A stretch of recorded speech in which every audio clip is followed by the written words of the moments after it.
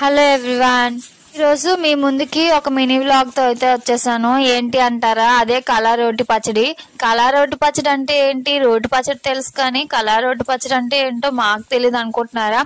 అందుకే మీకోసం ఈ వీడియో తీసుకొచ్చాను. మిస్ అవ్వకుండా అయితే చూసేయండి. చూసే ముందు మన ఛానల్ అయితే సబ్స్క్రైబ్ చేయండి.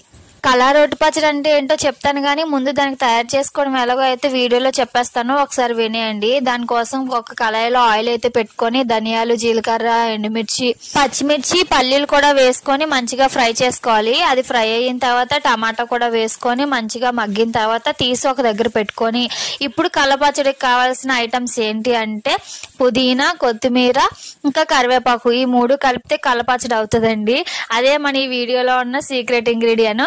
అది కూడా ఆయిల్లో వేసుకొని మంచిగా మగ్గిపోయిన తర్వాత ఇంకా ఆలస్యం చేయకుండా ఒకదాని తర్వాత ఒకటి చూపిస్తున్నట్టుగా రోట్లో వేసుకొని మంచిగా మెత్తగా దంచుకొని ఒక పక్కన పెట్టేసుకొని, ఇప్పుడు ఒక కళాయి స్టవ్ మీద పెట్టుకొని కొంచెం ఆయిల్ వేసుకొని మనం పోపు దినుసులు అయితే వేసుకొని అందులో కరివేపాకు కూడా వేసుకొని అది మంచిగా అయిన తర్వాత రోట్లో దంచుకున్న పచ్చడి వేసి తాలింపు వేసుకుంటే సూపర్ ఉంటది. ఇది వేడివేడి అన్నంలో నెయ్యి పోసుకొని తింటే ఆహా, దాని టేస్టే సూపర్ ఉంటది.